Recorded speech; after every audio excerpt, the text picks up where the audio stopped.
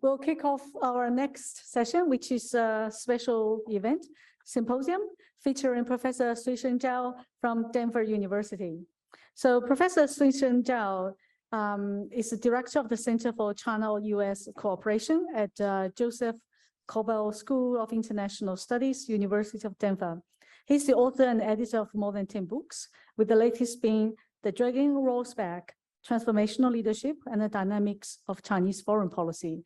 He's going to talk briefly about this book and then lead us to further discussion about China's role in international relations. And our panelists, Jack Chu, Roger Kremers, and Jesper Zusov, and myself will then try to bring the discussion closer to the theme of the conference. Now the floor is yours, Professor Zhao. Thanks. So the PowerPoint just okay. Thank Professor Yu for inviting me to this very important conference and coming after the pandemic to Melbourne, to Australia, 3 years after the first time to have this opportunity. I just published a new book, The Dragon Roars Back, Transformational Leaders and the Dynamics of Chinese Foreign Policy by Stanford University Press. I know the conference is on automation, but this is on Chinese foreign policy. And so hopefully you will not get sleep when I'm talking on the subject. And this book explores dynamics of Chinese foreign policy since the founding of the PRC, and also its driving forces behind the transformation. There are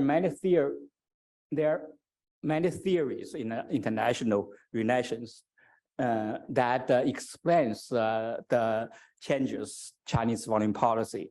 The most popular one is a structural realist theory, which argues that China's behavior has been determined by its relative power. When China's power rises, China will becomes more aggressive, which especially focused on the current aggressive behavior of China. But this theory linked China's relative power and its assertive behavior cannot explain the 70 years of the PRC foreign policy, because when China was founded, PRC was founded, China was very weak. Mao Zedong took very aggressive and revolutionary foreign policy. And then when China's power not fundamentally changed, Deng Xiaoping moderated Chinese foreign policy. And now Xi Jinping becomes more aggressive, although China's power increases. But also in this process, China's international operation, in other words, fighting wars along borders, and those numbers I use in this table also tells that China's overseas operations has not been correlated to its relative power in the last 70 years. Another theory where often they use, we call it regime types theory. That theory argues that China's international behavior is determined by its authoritarian system. And in that case, China's foreign policy change only takes place if we have regime change. If authoritarian system does not change, doesn't matter if leaders change or whatever changes, China's behavior will not change. But this theory cannot help understand the foreign policy dynamics in the 70 years. We do see authoritarian system persistent, but policy changes from Mao Zedong to Deng Xiaoping, Jiang Zemin, Hu Jintao, now to Xi Jinping. So they are always authoritarian. Authoritarian regime type theory cannot explain that well. Then some others looking at the institutional theories, looking at bureaucratic politics. If military officers are influential, then China becomes more aggressive, which should make sense in the non-authoritarian countries. But in China, it's a black box, very difficult to understand or to reveal those bureaucratic politics theory. Then others, constructivists in international theory, look at culture, strategic culture.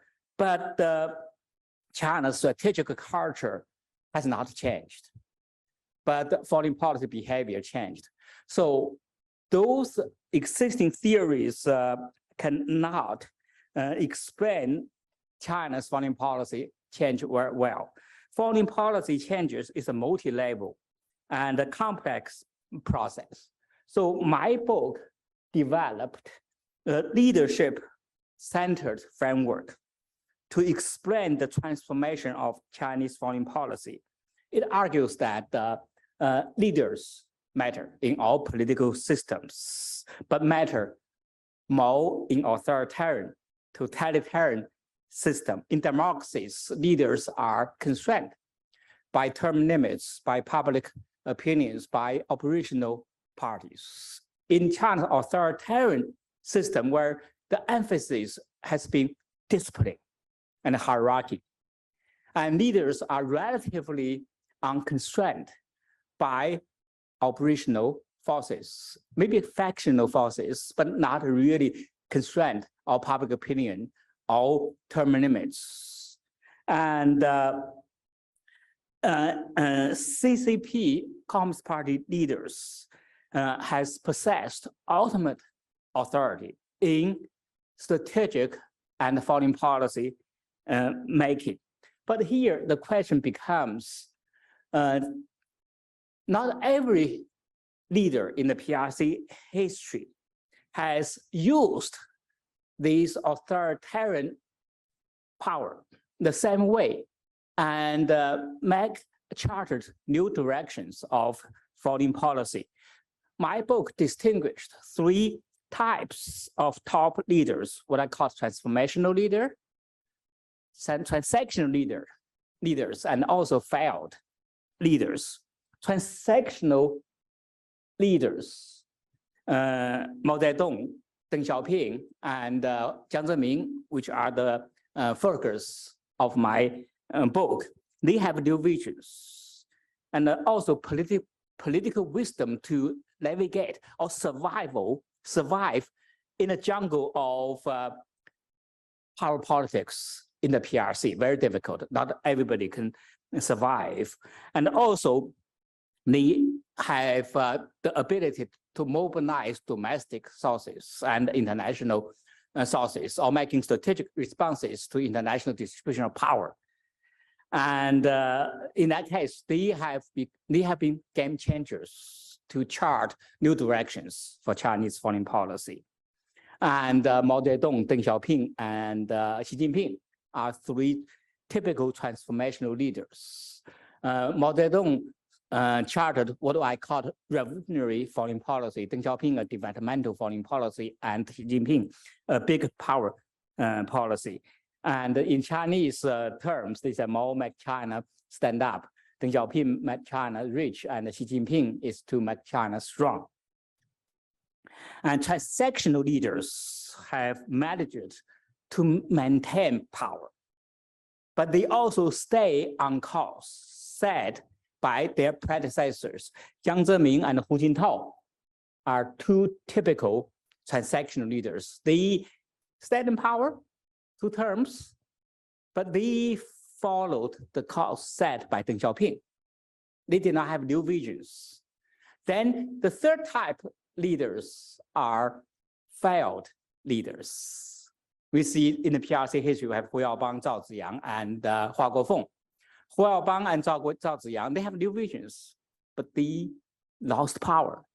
So they could not make any changes in the PRC foreign policy directions. And Hua Guofeng, I don't know if he had new vision, but he wanted to return China to 1950s and 60s, but he also failed. So those are failed leaders. My book focuses on transformational leaders, and as I mentioned, they have a vision, they have a power, and also they know how to operate in a system. So I developed this framework, leader-centered framework. These transformations, new vision, personal power, either personal Deng Xiaoping did not hold office, but he was the paramount leader. And Mao Zedong and Xi Jinping, they have a formal office. They are formal office holders, but they also, in the three aspects I discussed in my book, construction of ideational environment, basically try to make use of ideational forces, and also restructure policy-making institutions, then exploit international environment. Then they have all those aspects. So let me briefly talk about the three transformational leaders. Mao Zedong, what was Mao Zedong's vision? Mao believed that PRC was born in an era of imperialism.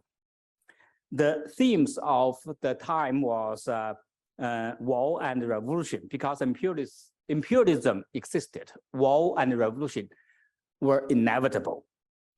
So he was a crusader and established his strong charismatic authority as a founding father of the PRC, and he did not tolerate any challenges to his power. And that's how they launched one campaign after another, eventually the Cultural Revolution. And he worked with the bureaucracy, but he hated bureaucracy. So he asked his trusted lieutenant, Zhou Enlai, to deal with bureaucracy. So he made positions, Korean War, for example, and split with the Soviet Union, the restore relations with the United States, everything personally. Deng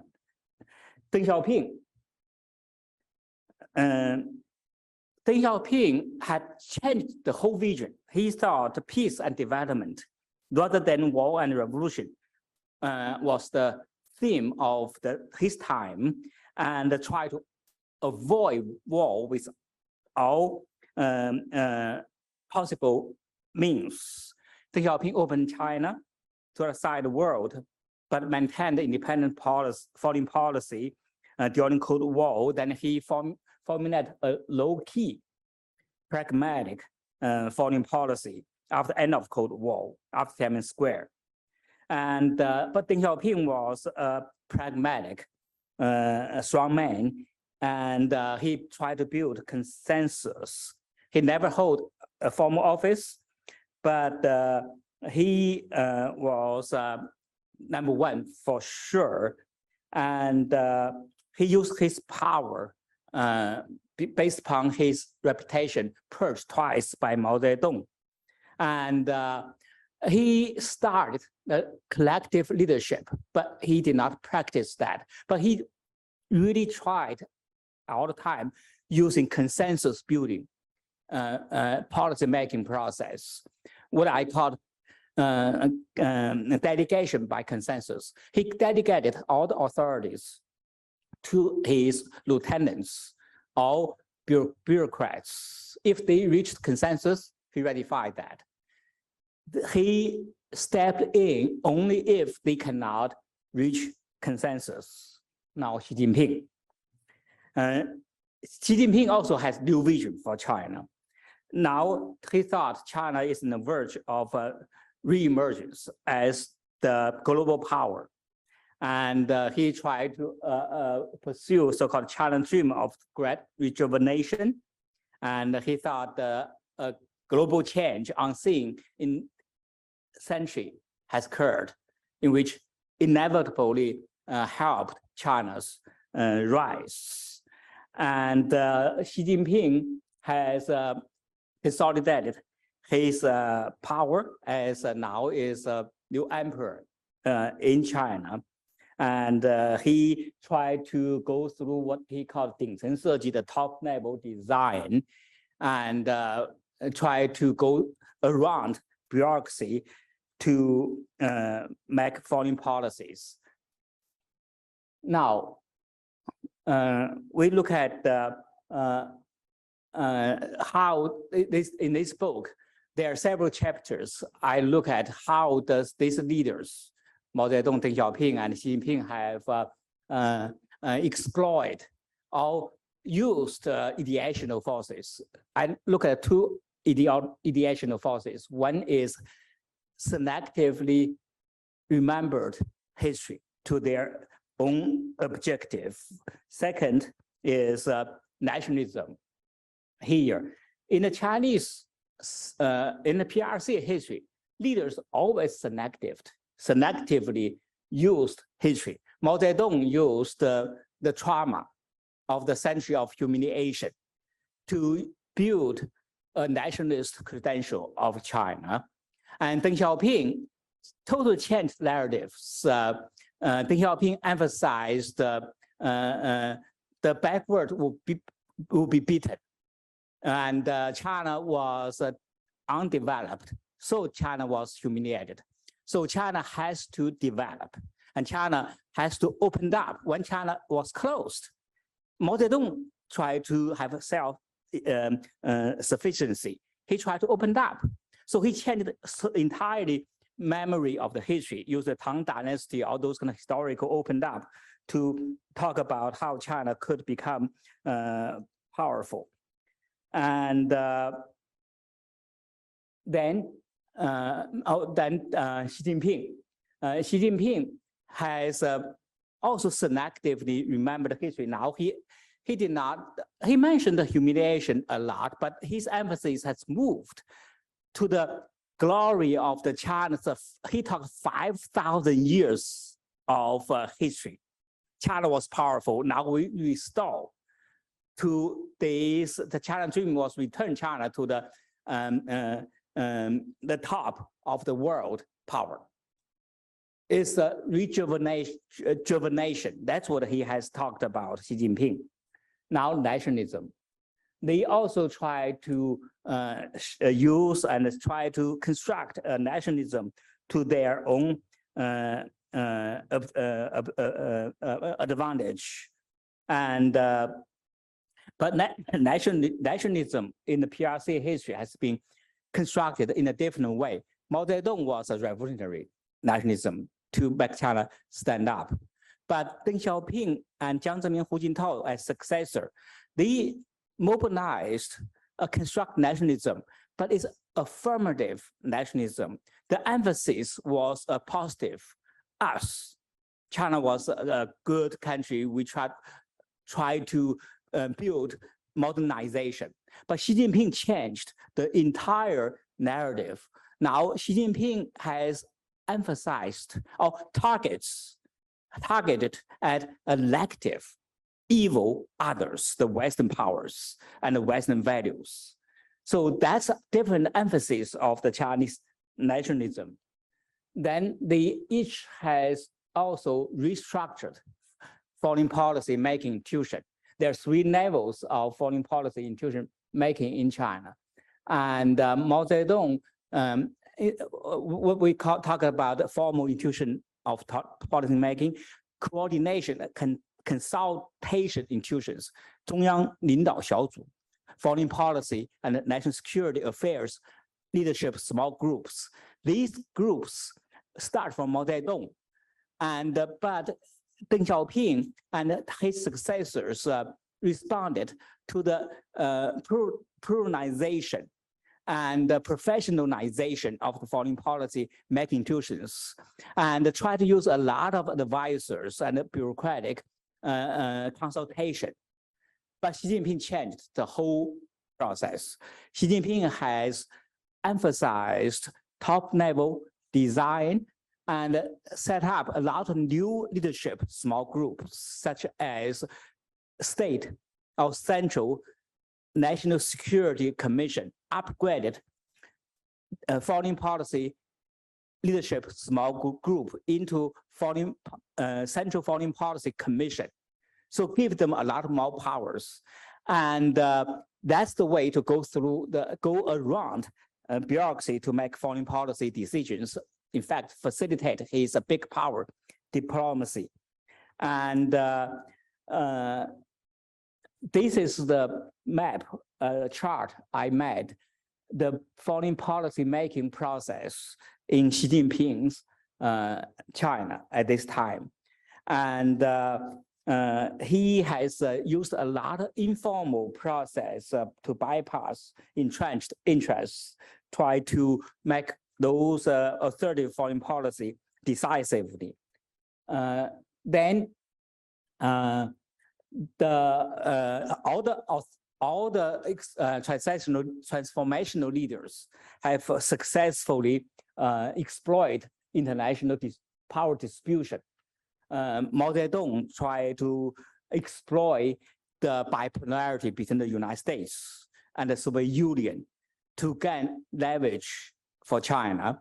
And Deng Xiaoping even played the strategic triangle very successfully for his developmental objective to try to create what he called a peaceful international and regional environment conducive to economic growth. Xi Jinping now has tried to manipulate between a multipolar world and emerging what he called bipolarity. And then China's leaders, these all three transformation leaders also responded to the prevailing international norms, rules, and regimes to exploit China's interests in a different ways. Because time limits, I will go quickly to the conclusion. Conclusion will ask several questions here. Xi Jinping, what he has done now to using all those institutional, ideational, and international strategies to pursue his big power diplomacy or foreign policy, is that premature? Or is that overreached? My argument, or in this book's answer is that yes, China is overreached. China has his big power diplomacy, although he has been successful navigating domestically, but it's very, very premature and put China in a very dangerous position. At least three aspects, I think China put China's position very dangerous. China, his manipulation has alleviated a lot of valuable partners like Australia and many other countries, make them to united against China, or work with the United States against China. China said the US tried to contain China, but China's foreign policy at least partially responsible to awaken America to make those strong response to China. And also Xi Jinping's policy has also made China's economic growth somehow slower. China slowed economic growth, but his policy has made China's economic growth even slower. Finally, I think what I'm concerned is that this type of foreign policy making changes in China has made Xi Jinping's position isolated. And he's making decisions in a bubble of his own making. Nobody would dare to tell him if he is making wrong decisions, like the zero COVID policy, which is huge, stupid policy, but nobody even dared to tell him the truth. Then he had to make certain U-turn only after all those protests took place in November. So in the foreign policy front, that is very dangerous. If he decided to attack Taiwan, I hope he will not. Nobody would dare to tell him this will be disaster for China. So he has lived in this whole process. I look at the whole book, which I published last year before the COVID changes. But still, you can see the trend. He's in a vicious cycle he's making mistakes. Then he tries to defend his mistakes. Then he makes more mistakes. Then he became paranoia. And it's very dangerous for China and for the world. China has entered a very uncertain future. Sorry, I give you such a pessimistic picture. Thank you.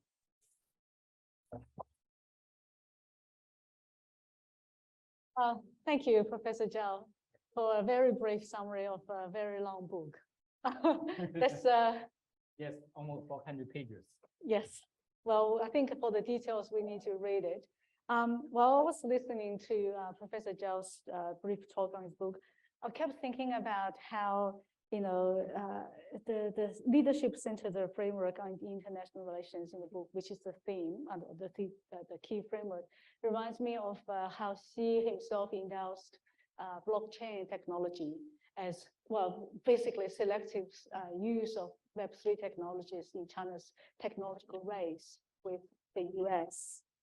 Because Web3 technologies is believed will give China new opportunities in its race for technological supremacy vis-a-vis the US, and will give it more global influence and strategic capabilities. So, and that, with all this, you know, comes the global discourse when talking about China in the world, the China's sharp power. And then with that, again, it reminds me of a comment that was a few years ago at the international conference. Somebody came up to me and said, "Oh, you are China's sharp power." I asked them why. It's because I'm regarded as the China apologist. Because if you are not being critical of China, therefore you must be supportive of China, and therefore you are China apologist. Unlike, you know, Nicholas has experienced, people have been calling him the what's it called, wolf warrior in academic clothes.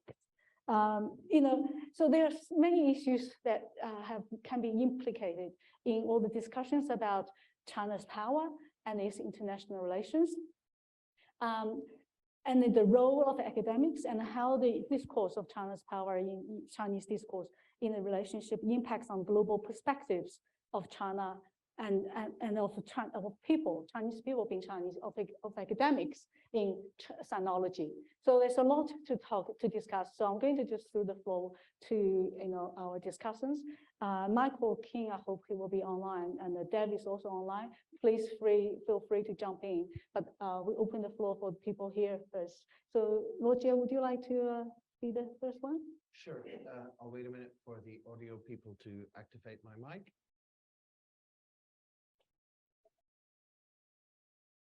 Thank you very much, audio people. Leaders matter in international relations. I agree, but why would you believe me when I can also quote a certain beardy German philosopher who said, men, and one presumes women as well, make history, but not always under circumstances of their own choosing. And it is as a sort of coming on from that perspective to engage a little bit with this idea of different kinds of leadership and how it engages with the technological realm in general, and then automated decision-making more broadly.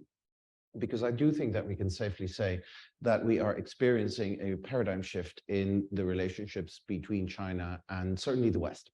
And I do think that in very many ways, automated decision-making technologies have a very big role to play in that, because a lot of it is about perceptions and artificial intelligence. Earlier today, after Malavika's keynote, I asked a question in which I referred to the fact that as someone who was relatively early in writing about the social credit system, I sometimes had the feeling that half my job was telling people that the social credit system really wasn't that scary. And the reason was that we were very happy to believe, or at least our populations are very happy to believe that the social credit system actually is an automated decision-making system of inhuman magnitude and impact. And why are we so ready to believe that? Personally, I think this is because, you know, whenever we deal with the growing tension between China and the Western world, it is possible to identify very clear competing hard interests. Some of these things are non-zero, right? Every country that installs Huawei for its 4 or 5G infrastructure doesn't install, say, Ericsson or Nokia. But I have found that in very many cases, the fundamental concerns that are voiced about China do not relate to very specific identifiable hard interests. And the thing is, if you are talking about specific identifiable hard interests, you can usually come to some sort of a deal. The problem is existential. It relates to ontological worldviews, which have become deeply ingrained, but are now increasingly becoming undermined. In human language, what do I mean with that? I mean to say that in Europe and in the United States, particularly in the United States, I would argue, we became a little bit victory drunk after the end of the Cold War. We convinced ourselves that we had won, not that the Soviet Union had lost, which are two different things, that we had won due to the inherent superiority of our system, that our system was the culminating mode of human organization, right? The end of history, and that therefore the only way in which a state could exist and should exist after the end of the Cold War was to be, in essence, a liberal economy and a free market capital, a liberal constitutional political state and a free market capitalist economic state. In essence, that is what we said. And then we said, there are two kinds of other countries in the world, those countries that are not there yet, and we need to help them, development aid, and those countries that don't share our values, and these we need to bomb into the Stone Age. This, by the way, is Mao's theory of contradictions. US foreign policy and Mao's theory of contradictions among the people and with the enemy map on top of each other perfectly, which I've always found ironic. That's what we thought. And digital technology, more than anything else, was supposed to symbolize that victory. Digital technology could only be developed in democracy. In fact, it would spread democracy to the darkest corners of the planet. Digital technology would facilitate all kinds of new forms of engagement and citizen journalism like Breitbart, and political organization and association like ISIS. It would facilitate all kinds of new economies, and it reflected the superiority of the private industry. But this is really what people believed in those heady days of the 90s and 2000s, and even minor bumps in the road, such as 9/11, didn't really unseat what we have now come to the conclusion of being mistaken confidence. That also means that, with regard to China, we got intellectually lazy because China was going to converge with us anyway. I started doing Chinese studies in the early 2000s, and the number of books that were published on contemporary China with a title including the word towards was very interesting. Towards the rule of law, towards democracy, the green shoots of democracy. Of course, China was going to converge with us. How could it be any other way? And technology was going to do it. Do you remember Bill Clinton, right? China is going to control the internet. Good luck. That'll be like nailing Jello to the wall. Turns out if you have enough nails. And then everything changed. We are now in a situation. We are in a world that we no longer understand and where we no longer feel in control, right? Obviously, the pandemic has done that. Obviously, the very long-lasting rebounds of the 2008 financial crisis have contributed to that. Certainly, political events like the Trump election and Brexit contributed to that. But also generally, and so we live in an era of far less confidence and far more fear. And again, technology symbolizes that. No longer do we think that Facebook is great and that moving fast and breaking things is a good idea. You tend to end up with broken stuff. And we see the anti-democratic potential of technology because, after all, it was Russian hackers that tipped the balance to get Donald Trump elected. Although left-wing liberal people in the United States do look upon that as a sort of unearned absolution device to not have to explain why that election was so close in the first place. But rather than do that self-reflection and rethink our place in the world and rethink our stories, we move to China. And we start telling stories about China, about automated decision-making in China. I think the social credit system is one of the biggest stories about Chinese policies that we've seen in the last couple of decades, because it triggers all of our preconceived notions about this almost Fu Manchu type caricature of a dictatorship. Xi Jinping represents that as well, but at the heart of hearts, what we are confronted with in this global order is a China that is successful in a way that we could not even imagine, by not converging, by having state capitalism, by having a very strong economic intervention policy, by not having popular elections and new leaders. And indeed, in areas where we never believed that they could. In 2014, Harvard Business Review was publishing articles with titles like "Why China Cannot Innovate." Right? And this is the point. China presents us, as the great Belgian sinologist Simon Leys once said, with a mirror. And I find that when we don't like what we see in the mirror, we tend to turn away at China. A China that, in our views, couldn't innovate, and still in the United States, if you talk to any policy people there, China has only been able to become economically powerful by cheating. They cheated with the World Trade Organization, they cheated with intellectual property rights, they cheated with everything else. Yeah, there was some playing fast and loose with the rules, but let's be honest, the game was rigged. And that is the interesting point. China, at its heart of hearts, confronts us with a world that we never believed could exist, that we don't feel we control, and that we are scared of. Technology is the primary vehicle through which those perceptions of fear and anxiety enter our political systems.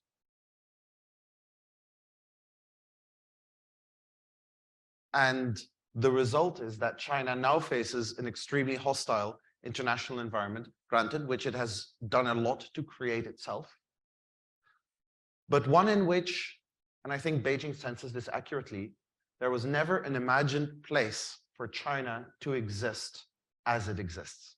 And that is going to be, I think, from the outside, you know, adding on to Professor Zhao's excellent presentation on the inside, the major constraint in this very complex interaction between the domestic and the foreign that is going to decide the fate of our global order. I've been yakety-yakking too much, but I hope you found that somewhat useful. Well, always, Roger, always useful, and I'd like to make you talk more. But I think we'll give the chance to Michael now to pick up. He's just can't sit still, gets too much to say as well, and then we come back to the floor. How about that, Michael? Anything to say? Oh yeah, I got something to say. Thanks, Professor Zhao, for a really interesting talk. I actually did a speed read of your book in the last 24 hours. And I'm very impressed. It's a great contribution because it gets behind the thinking of policymakers and academics in China. It prevents a balanced scholarly view. You put a lot of emphasis on leadership styles, and you call attention to the techno-security apparatus that has expanded under Xi. And a lot of this has already been discussed in this event. So I'm going to probe you a bit about technology rather than policy. This sort of movement, or technological movement, probably began under Jiang and Hu, even Deng, for instance, the emphasis on emerging technologies and digital innovation, the golden projects. And this has already been mentioned by Xiang Gao and the earlier projects mentioned by Adam Knight in the Mao era. When I lived in China in the 1990s, automation was pretty much non-existent in daily life. People used to write characters on their hands to convey a message. Cash was king, and the da ga da was the must-have appliance for many. A lot has changed, no doubt. Arguably, technology allows people in China to be distracted from the future. People are on their mobile phones a lot, particularly the younger generation. I think the technological dream imaginary about efficiency, productivity, and profit, for instance, Warwick has discussed blockchain, has displaced the revolutionary mass model of the worker. Although Zhao Kuangyi, Wanzhong, Tuangxin, or mass entrepreneurship, mass innovation could be regarded as the modern day variant. But you have the CCTV news telling people that robots are good for the nation and that surveillance cameras protect people from bad actors. But aside from little pinks, there's pessimism amongst under 40s, mostly those born after the 1990s, the digital natives, the one-child generation. Many are lying flat, disillusioned. Maybe you can say something about this. How does this affect your argument? In regard to the title of your book, The Dragon Roars Back, is terrific, but for marketing purposes, perhaps you could have pressed the China threat button a little harder. For instance, the kind of approach taken by Joshua Kolentzis in his new book called Beijing's Global Media Offensive, China's Uneven Campaign to Influence Asia and the World, or even Jonathan Hillman's The Digital Silk Road, China's Quest to Wire the World, Win the Future. Really scary. Probably has something to do, I guess, with the US-based global security agencies they work for, though. Kolentzis says that Beijing is aiming to control the pipes, which is a bit simplistic. There are a lot of pipes out there. He also goes big on soft and sharp power, terms which you don't use. I think they're problematic, as is his book more generally, but I won't waste time with that. But I want to ask, why not use these terms in your book? And finally, a question about the future. As Rogier has mentioned, the internet in the Western view was supposed to make China more like the West, free, but it hasn't really moved the dial. In fact, it's probably moved it backwards. China's integration into the world techno-economic system has brought with it dire consequences. As you write in your book, China contributes to 1/4 of the world's greenhouse gases. Massive growth and double-digit GDP have a social price. The pessimistic view towards technology that's occurred in the West will occur and is already occurring in China. That is a shift in opinion towards suspicion of technology. How do you see this playing out? So that's 3 questions buried in there. You can have a go at those. Would you like to respond? Yes. No? Okay. Let's go around the floor first, and then Professor Zhao will respond in the end. So would Jack be the next? Thanks. All right. Thanks for very, I have to say, there's too much information for me. And it's not just information. I think I'm a little overwhelmed. Actually, before we started today, Professor Zhao was asking, where do we met last time? Now I remember, I was in your talk. We talked 5 years ago in Sydney. You were giving an anti-corruption, right? Talk, was it? Or maybe, anyway, so I thought that was more entertaining. We had a good conversation. I also invited you to Hong Kong for the Asia-China-Pacific relation, and I also enjoyed that. But today, there's an overwhelming sense of sadness when I listen. Okay, I grew up in China. I went out to get my PhD, and I've been working with digital technology very much under the kind of paradigms that Roger already articulated. So I don't need to repeat what he has said much better than I could. And also I had my education before I started my journey in media and communication. I was in the international relations school, right? And my first degree was actually called law, right? International law. So all these things, we thought, why I feel so sad. I cannot even put that sadness into words. I'm usually a man of words, but I already got your book onto my Kindle, right? But at this point, from just hearing your presentation, I just feel so sad.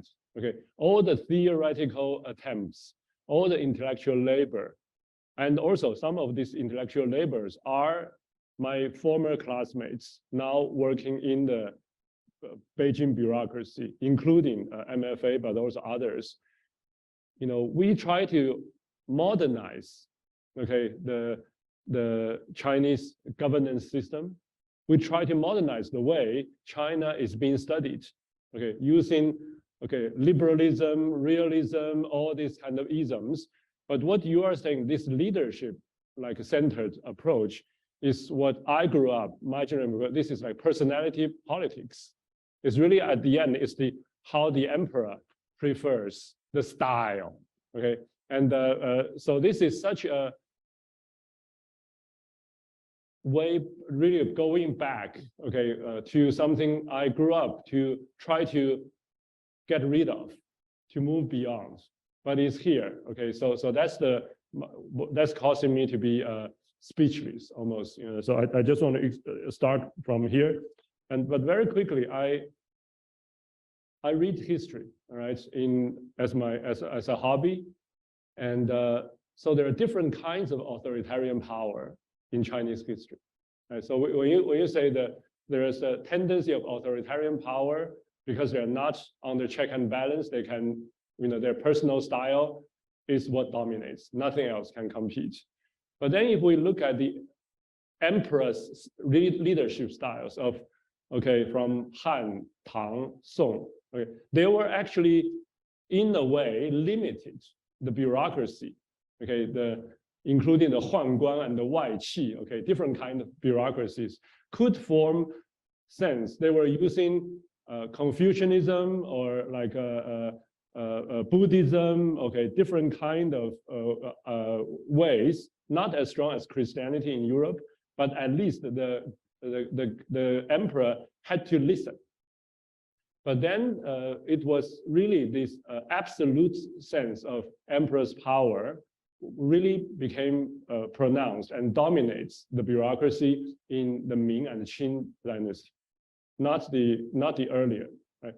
And then, but if we look closer, usually the Chinese historian would say the most hardworking, you know, are these emperors doing this?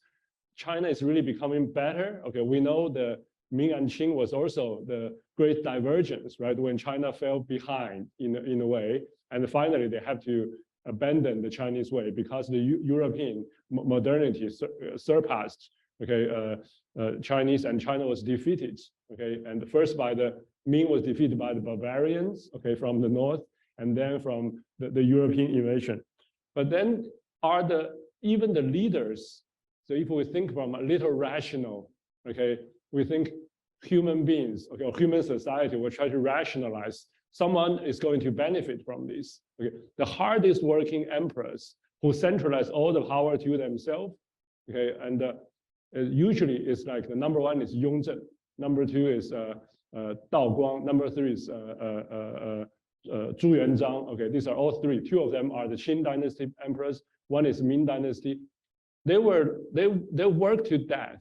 They don't have even the emperors don't have a happy life.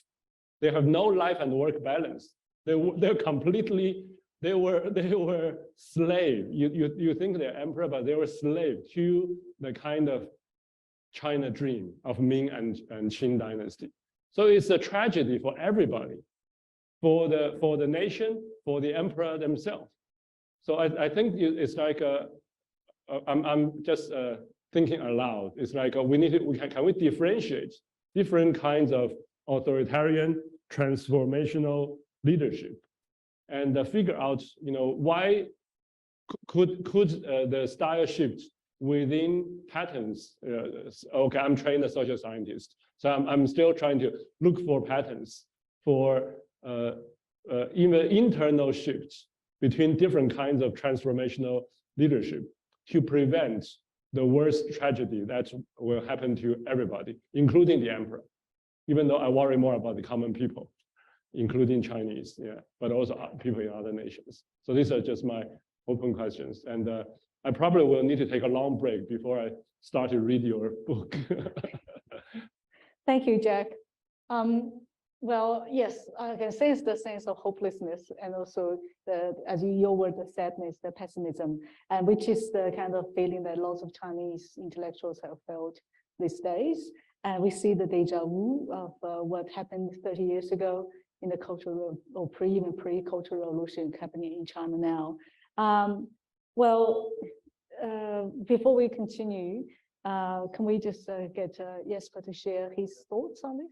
I will do that very quickly. I think I'm echoing you. I think the best link we have to automated decision is the automated decision of not liking China that I see in my students. I mean, it's getting close to being as hard to like China as it is to like Russia. and that is sort of going to be a big problem. Then on the more sort of content-wise in your presentation of your book, Professor Zhao, I'm one thing I'm wondering, if I put on my previous role as a sort of foreign policy advisor, is whether this, when we had discussions about what will China really do to Greenland, then a big argument was that, well, it's so fragmented anyway, it's not going to be that dangerous. But the question is, if foreign policy has this high priority and leadership really matters, do we need to look a lot at intentions of sort of, for instance, Chinese companies going overseas, what they want, because it's now part of a higher prioritized foreign policy than you saw in the past, and then what is going to happen there? Can you still say, well, it's fragmented, that a Chinese company has its own agenda, and it's really important what that is, or is it actually one sort of common agenda, as some people seem to believe? Yeah, I think there are a few questions for Professor Zhao to address. So let's firstly go back to Michael's question.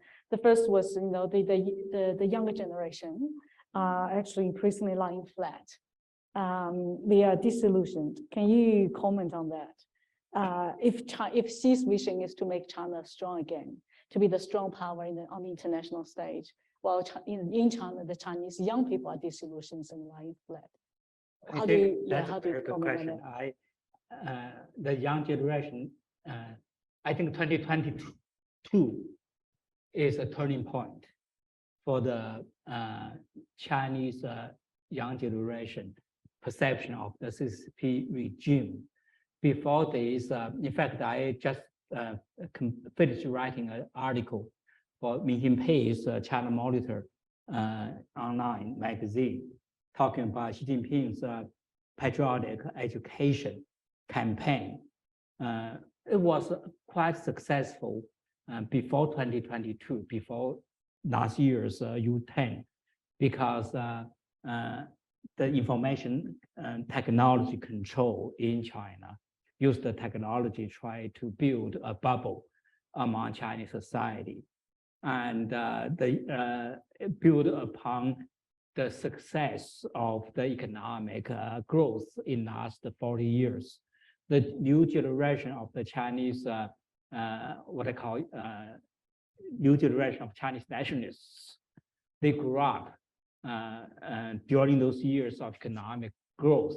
They saw only opportunities, did not have like our generation to see the hardships. And also they were immersed in the patriotic education and also technology control. They did not learn any failures of the Communist Party, Great Leap Forward, the Cultural Revolution, anti-rice campaign. All those failures were distorted in education. And also they got all those very elective perceptions provided by propaganda about Western countries.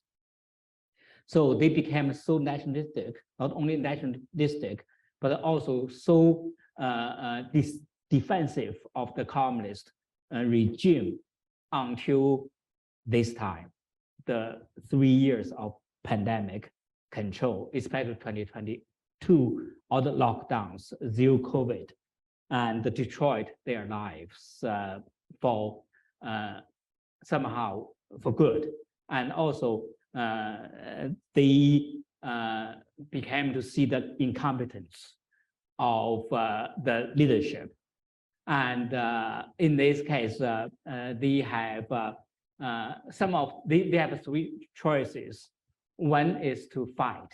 That was what we see in November, those protests in Liangmaqiao and Peng Yifa on the Sitongqiao, all those young people, they choose to fight.